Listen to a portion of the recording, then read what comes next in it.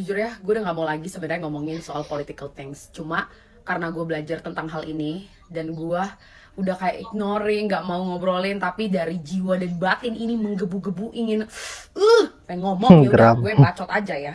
Ini pendapat gue ya, lu mau kontra, mau pro, terserah, hak lu, hak gue juga, oke?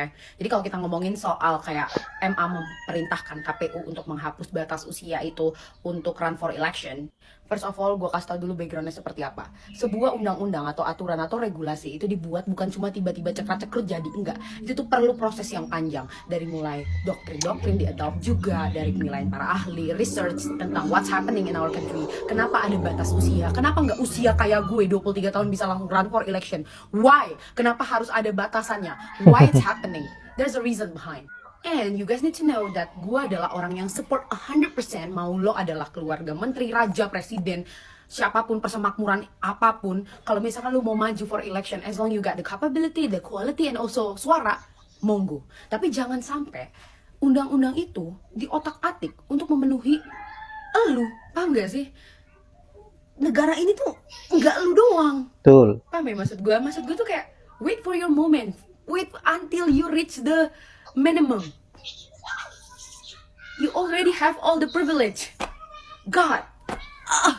Yang ironi adalah kamu punya power untuk membuat hal tersebut adalah hal yang benar, padahal nyatanya itu salah. Ada intervensi. Kalau lu ngomong, kan itu putusan MA berproses Kak dan segala macam. Are you sure guys? Are you sure you're gonna close your eyes and act like nothing has happening? Gimana ya, gue kayak susah gitu loh saying in a polite way. But what I'm trying to say, we don't judge you because you're the son of this person atau lo daughter of this person, enggak. Terus lo run for election and then we don't like it, enggak. That's your right, enggak apa-apa banget. Tapi jangan gunakan privilege yang lo punya untuk memperkeruh kekuasaan tersebut. This country already have a lot of issues. Mafia tanah, perizinan lahan, perdagangan orang, korupsi, narkoba, kekerasan, kriminalitas yang sangat tinggi, kemiskinan. Jangan dibikin makin sulit, Beb. Apalagi buat orang yang bilang dulunya kalau dia nggak mau run for politics. Dan sedihnya, in this country we have someone that we can trust. Tapi hal seperti ini terus terjadi. Jadi kayak questioning gitu loh, kayak kok kita kayak nggak ada protektor untuk hal seperti ini ya? Karena kalau ngomongin soal fairness, gue yakin orang Indo udah cukup tahu dan cukup sadar bahwa everyone can run for the election. Even though we know that you have a blood relation with this person, atau lo adalah orang yang punya privilege dengan kekuasaan seperti ini, we all know that. But janganlah disalahkan, jangan diotak-atik sistemnya, jangan dirubah jadi jelek. Jangan kalau kita maunya ini, gini loh, ibaratnya kayak sekolah punya peraturan, jam 7 pagi tank harus nyampe di kelas. Gak ada aturan jam 7.15 boleh. Tapi karena bapak lo kepala sekolah, lo ubah jadi jam 7.15 boleh. Jadi kayak sekolah bapak lo aturannya berdasarkan kemauan lo. Enggak lah Beb, itu kan sekolah bukan cuma lo aja yang sekolah di sana, banyak, gue juga sekolah di sana. Guys, kalau lu cari mukanya Kaisang lagi diwawancara tentang putusan MA ngelolosin dia, lu nggak bakal nemu. Kaisang ngumpet, disembunyiin, itu udah template. Kalau bapaknya yang nongol, nanya ke bapaknya bakal bilang, tanya aja ke MA, iya kan? Bukan urusan saya itu, saya belum tahu. Abangnya ditanya, sama juga, tanya aja tuh Kaisang. Itu ada putusannya dari Kaisang, keputusannya mau maju atau enggak. Kalau pelanggaran satu udah dibiarkan, maka pelanggaran berikutnya akan ada lagi. Pengen tahu sih nih mana yang kemarin bilang kalau Gibran itu bukan nepotisme, bukan politik dinasti. Lu sekarang nyebut Kaisang apaan nih? Lu mau ngomong apa sekarang? Mau ngomong kalau misalkan gak suka gak usah dipilih, atau lu mau ngomong kan yang milih rakyat bukan dia mau sendiri. Bahkan ada juga yang bilang nih kalau keturunan Jokowi semuanya bagus untuk bangun Indonesia, gua akan pilih. Najis. Bukan gitu. Yang dibahas orang-orang adalah masalah MA yang ngubah usia minimal calon gubernur dan calon wakil gubernur hanya untuk Kaisang. Itu yang dipermasalahin. Mau ngarepin apa dari Kaisang? Pengalaman juga belum punya. Sekarang nih warga Indonesia, lu mau tanya siapa? Lu tanya ke Jokowi, lu nggak bakal bisa. Lu nggak bakal dapet jawaban apapun dari Jokowi yang katanya presiden paling dicintai rakyat itu. Nggak bakal ngasih lu jawaban apa-apa. Dan gue udah sering bilang ini di video gue, kalau presiden nggak bisa ngomong dan nggak jago ngomong, public speakingnya burik, ya kayak Jokowi. Lu nggak jengah punya presiden kayak gini. Iya, Jokowi bagus, bapak pembangunan bagus, dia juga ngebangun dinasti. Tapi dan lu nggak perlu kaget kalau setelah ini bakal banyak hal, bakal banyak hukum yang diubah untuk mementingkan kepentingan seseorang atau suatu kelompok. Yang gue bingung kenapa sih pengen ngotot stay di Jakarta. Katanya Jakarta ini sudah pindah ibu kotanya ke Kalimantan, ada IKN. Katanya Jakarta ini sudah tidak layak dihuni, udah sumpek, macet, polusi, mau tenggelam. Ya sudah, pindah aja ke IKN. Semua presiden, wakil presiden, menteri, PNS pindah semua ke sana. Dan kalian angkat gubernur, wakil gubernur sesuai dengan pilihan kalian, yaitu turunan dinasti. Kenapa harus ponakan Pak Gemoy? Kenapa harus anaknya Raja Gorong-Gorong? Raja Saya nggak Gorong-Gorong. paham itu loh. Apakah di kain kurang basah? Katanya di sana kan kota high-tech, tercanggih di dunia.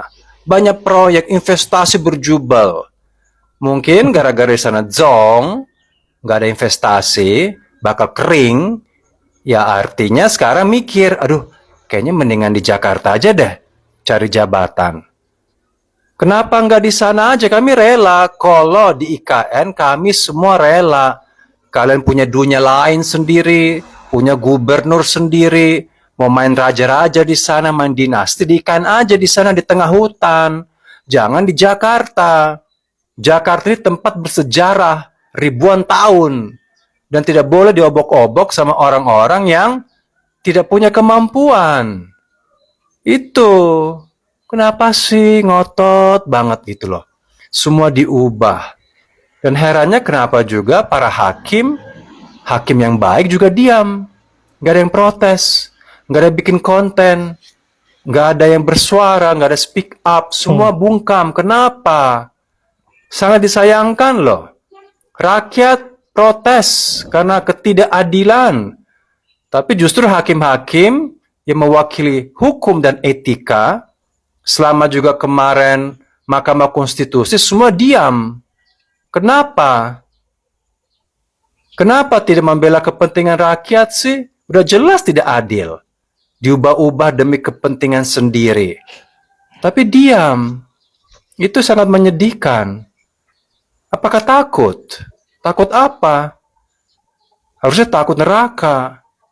Kenapa sih takut sama orang gitu loh? Takut sama orang atau takut sama duit? Takut sama orang atau takut sama duit? Ya, belum juga cukup 1 tahun, part 2-nya sudah resmi rilis, yaitu Mahkamah Adik, yang lagi dan lagi dengan segala cara bagaimana agar bisa meloloskan anak dari Raja Gorong-Gorong, yaitu Kaisang Pangarep. Ya, saya kira beliau ini adalah mantan pengusaha pisang yang cukup gagal, saya kira, dan juga menjabat sebagai ketua PSI dengan segala pencitraannya dan menggunakan anggaran negara yang begitu besar untuk membuat baliho dan ditebar di daerah Nusantara ini kemarin-kemarin pada saat pemilu di 2024. Nah, saya kira apa yang menjadi ketakutan rakyat Indonesia lagi dan lagi semakin diperparah dengan apa yang menjadi keputusan dari MA atau Mahkamah Agung yang begitu kontroversial, karena aturan-aturan ini dirubah demi satu orang, yaitu bernama Kaisang, agar bisa mencalonkan diri sebagai wakil gubernur ataupun gubernur di DKI Jakarta. Baiklah, saya kira hanya itu. Semoga apa yang saya up hari ini bisa bermanfaat. Dan saya akhiri dengan ucapan wallahul muwaffiq ila aqwamit thoriq. Assalamualaikum warahmatullahi wabarakatuh.